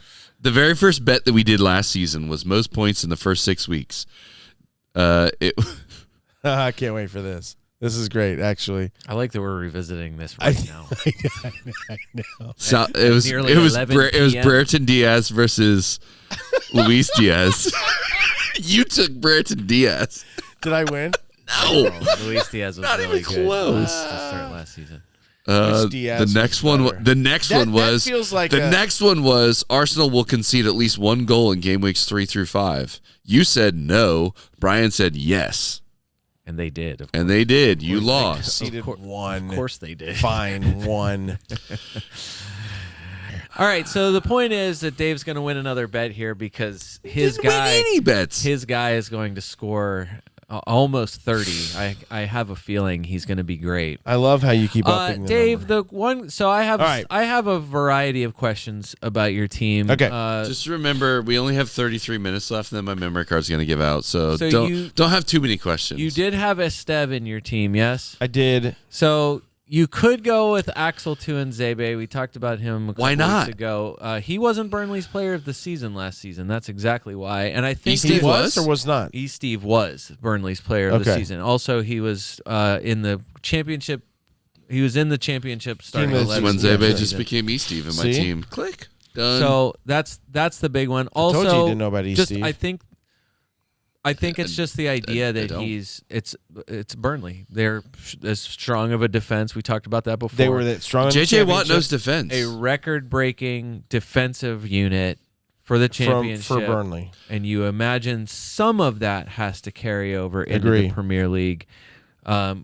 Dave, your other players, it was Kukurea, Tarkowski, Van de Ven, Nico Williams, Saka, Palmer, Gakpo, Harry Wilson, Bruno. So Fernandes. I That's think a lot of names. So I think I understand the Harry Wilson pick. I am kind of curious to see. Fulham seems like one of those kind of meh sort of teams, and I feel like there are at other 5-5, I would rather have someone who has a chance to score a goal than worry about DEFCON. and you hate love it? Manchester City so much that you're not going to hedge toward what I would see as almost an equally risky Reinders. No. Or That's a good Anderson, or Aaron Ramsey, or So- Caicedo, or One way. Baleba, Yeah. or No, yeah. Dewsbury Hall at Everton, who has a great schedule. Harry Wilson there's a could bunch score of guys. A brace. Granit Xhaka. Dave, I guess my other big question for your team, starting with, I know a lot of Zubimendi. people like the idea of Gyökeres. Is he 5-5? Sandro Tonali, 5-5. I think Like, there's the- a bunch of guys. Zubimendi, actually. Adingra is at 5-5. Like, you've I got think- so many other guys. I think the big question for me for your forward is, do you really want to start with him? Are you at all concerned about Kai Havertz and rotation? Yeah, that actually is a concern. There is That's wild to me multiple that you- questions on will he be starting against United. Havertz, I don't know if you guys noticed. You probably haven't because y'all haven't watched. He put on probably, I don't know, 15 yeah, pounds dude's of muscle. jacked. He is like Havertz did? Yeah, Havertz looks like a completely different guy now. He does. I Like mean, I'm not, legitimately, Yeah. he was like a stick, and now he has. he's kind of, he's not beefy. Now he's a kebab. But- Dave, But that goal he scored in their last match, when Saka flicks the overhead, Havertz runs onto it. gets bumped. He could have gone down for the pen in the box, but he knew that he would never kick the pen, so he continued on the motion, didn't fall down, and scored the goal after that's so unlike your team. That was the kind of goal he couldn't score last year. I literally don't think he was strong enough. Like the other thing too that I think that some Arsenal people have said that Gyökeres being there has taken all pressure off of Havertz having to score goals, and this is actually going to be a good thing for him because.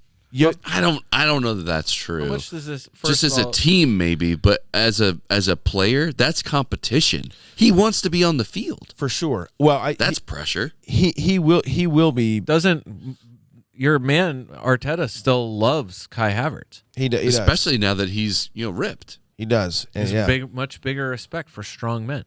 For sure. Dave, FPL mate, dragging him back into the podcast. He Arsenal fan. I don't know if you knew that. I did not know that. His issue, and this is something I don't know if he's changed his tune on this since he said it a couple weeks ago, but basically his suggestion was that it looks like Arsenal are building up a bigger squad to create different options and profiles. His observation was that there's a good chance that Gyökeres is not nailed and will mostly play in games where physicality is needed. Now, you're saying that you have Bruce Banner as the backup to Gyökeres. Yeah. But the suggestion was it was possible that physicality might be needed maybe against weaker teams.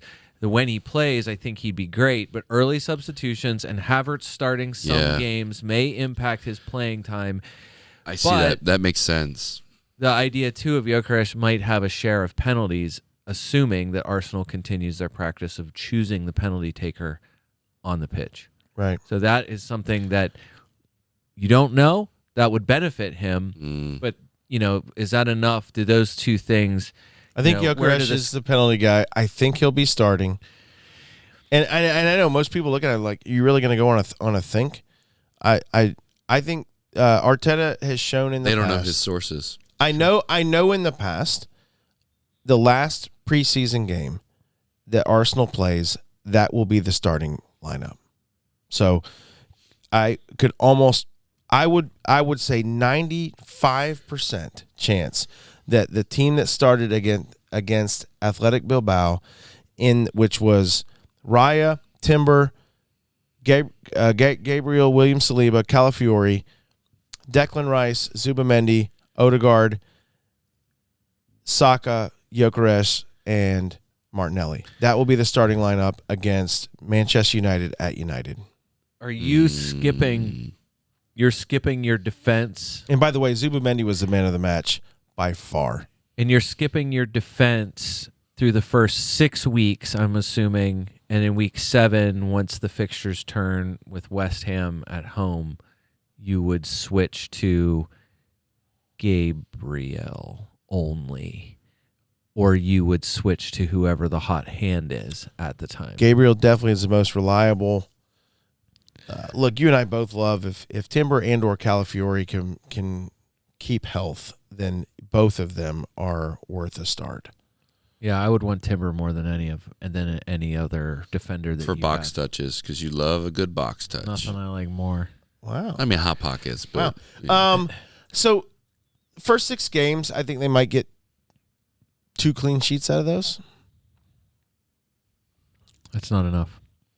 Probably not enough. I currently don't own an Arsenal defender. Right. Yet. That's why that was my question. And I own Saka and Gyökeres, but you don't think Saka doesn't get dinged here with you feel like that helps him to have a striker who actually can kick the ball because he's not going to be heavy. He's not going to be getting double teamed. Yeah, he's going to finally occupy has defenders. a threat in the middle that people are scared of, and that. I do wonder if Saka, this isn't like Gyökeres's goals. Year of Saka. This is it. Gyökeres's goals, a lot of them are Haaland-ish. I'm not saying he's Haaland. I'm just saying a lot of his goals. This guy over are here. Haaland-ish, meaning he puts an Arsenal kit on and he's a world beater. Sorry, second place beater. Listen, they're the best. The Brian, they have the Golden Boot winner. What else do you want? Exactly, and Golden Glove winner. Right. I mean, there's gold everywhere, except we love. I mean, I do make jokes that we have plenty of silverware, Travis, because we're finishing in second. We just don't have the gold. I do like the many accounts who pointed out that it took Oliver Glasner 1.5 seasons to equal Arteta's legacy at Arsenal. I feel like that is one. Well of the, played. I love it. Fantastic. Well played. I love it. Played. All right, so I expense. feel like that. I understand exactly where you're going, and I would say this too. This is the top of the podcast. I'm also sort of bench boosting, statement, so right? That no one who wins FPL says, "Do you know what I did to start the season? I went to the content creator page and I copied the best guy I could find, and I got first place." When it doesn't work like that. I know. Never. I have never. I have guys who are not on people's teams, and I'm just going to take whatever team he says, and I'm going to copy. I know. them. Do you want me to go? Yeah, next? you go so that I can say same. All right, so because we have 24 minutes, and then my memory so card's going to go. I'll try to rip through this. I will tell you up front, I liked my big back team better than I like this team I'm about to read off. All right, let's hear it. Goalkeeper is a 5-0 goalkeeper. It was Sanchez to the in the initial form. I want to talk about Sanchez and Sells. I have some numbers there that I want to talk about. Dubravka is is 4-0, just sitting there. Defense was Esteve, a 4-5 goal or a 4-5 defender that was Tosin from Chelsea, since I could not get more expensive into the Chelsea defense. Adebayo. Yes, Tosin Adebayo. Oh. I don't love it. That is the most likely person to change. Tarkowski, Nico Williams, and Mickey Van de Ven. Yep. Just to go chalky on those guys. Loving that. Midfield, the core of Palmer, Salah, Bruno. Okay. With 2 cheapies, one Kieran Dewsbury Hall. I love that pick. And I am pretty firm He's my Chelsea, right? No, he he's moved just to went to Everton. Everton. Oh. And he started immediately as their 10. And every time Dewsbury Hall pick. played for Chelsea. What's his price? 5-0. Okay. Yeah, I love that pick, actually. My other midfielder is Jorginho Ruder from Brighton. Okay. It's a good shout, too. He's playing talk striker. about that. So he's right? classed as a midfielder, but yes, when he plays, he's playing as striker. He's one of those guys that can play anywhere on the front. But yes, he and Welbeck are essentially interchangeable. I really like those. Those last two are really good. And then my front three are. Hold on, what was Ruder's price? He's 6-0. Okay. And then my front three are Ollie Watkins, Evan Nielsen, and Nicholas Fulkrug. So you went Fulkrug too. One of my feelings with this team, and it's one of the reasons why I really. By the way, I really want to get Ollie Watkins in. When I remade it to the better defender team, what I liked about it was I would rather not have a cheap defender at all. And I also don't want to have Guiu. I don't want to have the 4-5 guy from Bournemouth. Right. I don't want one of the. Even whenever I sorted it, and I'm like looking at the 6-5, I'm like, I am the most minimally tempted by Raul Jimenez because I like him personally. I think Raul is. What about Mooney's? Is Mooney's going to be starting? Mooney's is there, but I think there's still speculation that Mooney's could leave in the before the transfer window is over.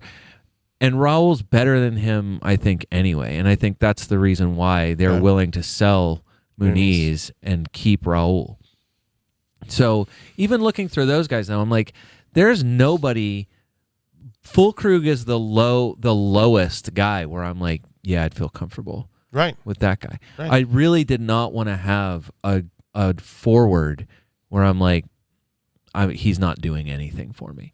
So you went Evan Nielsen over Pedro because of Evan Nielsen will play 90 minutes. So Pedro will be subbed out between about 70 minutes. So likely. The Joao Pedro, yes. So that is the Joao Pedro debate, and I think I understand it. I am not anti Joao Pedro. Sounds like it. I hate him, and I hope he dies. No, I am anti-Joao Pedro 54% selection percentage. It's the entirely which side are you on. Everyone has him, and I can't think for myself, so I'm going to sheepily follow the crowd. Or he's a minutes risk, and I like to pick players who aren't inherently disappointing. And that is the thing for him. Right. Did you watch the Club World Cup? He crushed the Club World Cup. I think that's why his percentage is so high. No, he was so good. You know who else was extremely good in the Club World Cup? Liam Delap was extremely good in the Club World Cup.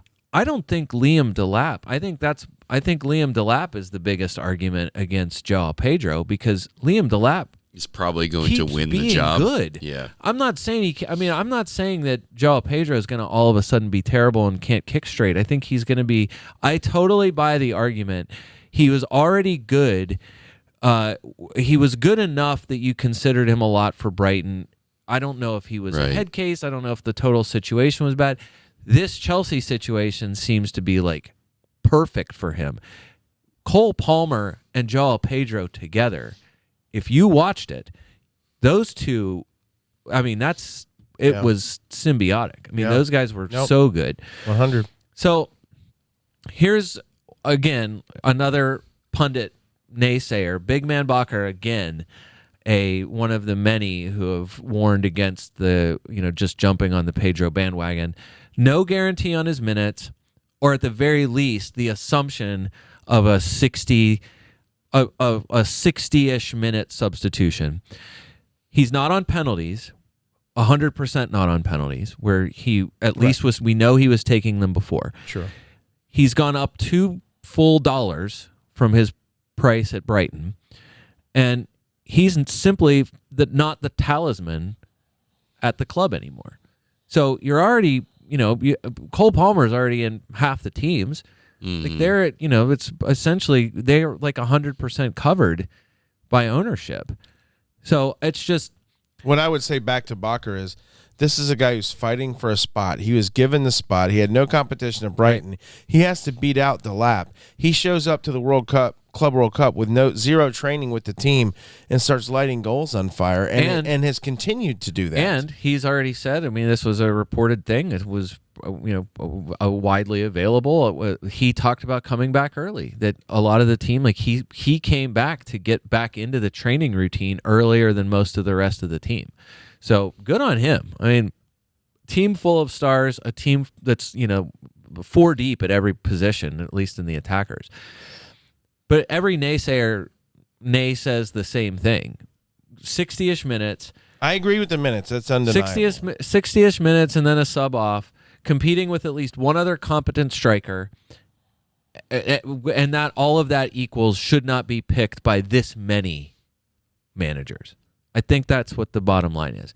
But I think the quality, everyone is, I mean, how many times people put together their top 4, their predicted top 4? How many times is Chelsea a top 4 predicted team? And I don't think it's that crazy. I think the Club World Cup changed everybody's mind. I agree. They're playing way different than they did last year, and they absolutely should be on the radar. It's because for a they top 4. thrashed PSG. It's because they, and even as hot as it was here in the United States, so hot. I don't even know how they breathed out there in that heat. All those guys complaining about how hot it is in Miami. I know. Of course it's hot in Miami.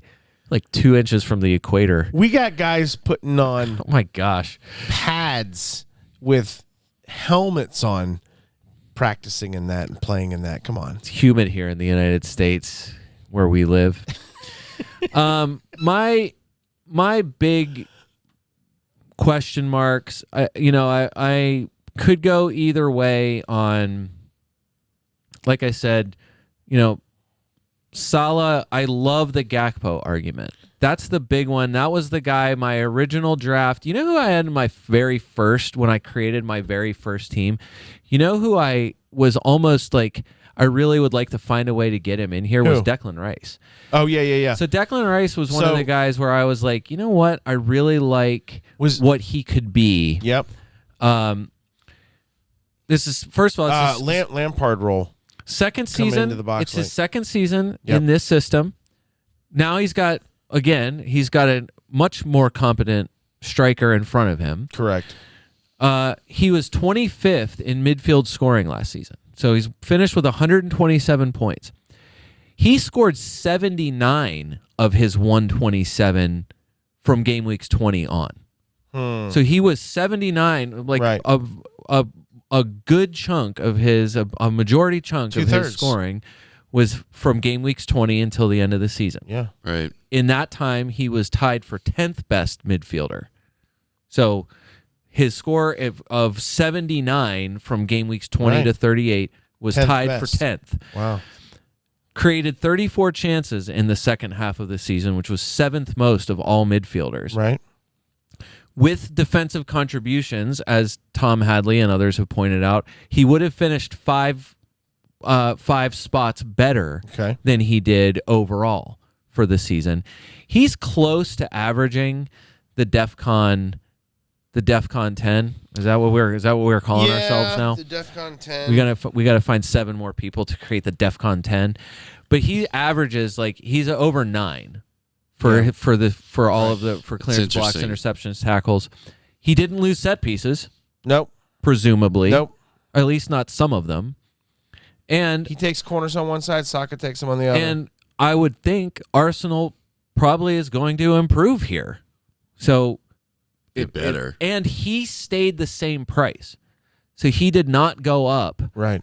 He stayed 6'5". Mm-hmm. So that was one where I was like, you know what? He's still Jenny from the block.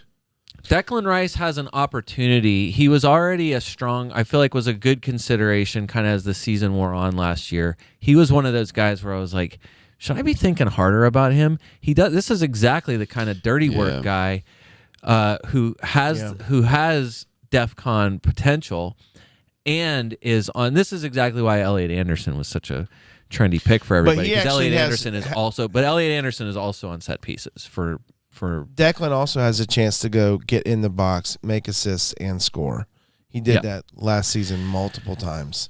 the guy that You got 10 minutes. Don't waste them. I don't want to ruin your team here. My team sucks. So Just a it's note fine. that I think that Matoma and Reuter are both Matoma's at underrated right now. 6.4%. Reuter was at 0.6. Are you worried at all about Brighton's preseason No, ineptness? I'm not worried about Hertzler.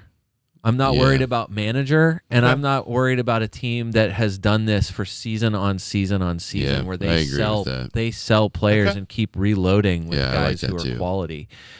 First of all, just quick on Matoma, a pedigree guy, so a guy that you already know, and FPL Instinctive, an extremely good account for Brighton followership and fanship.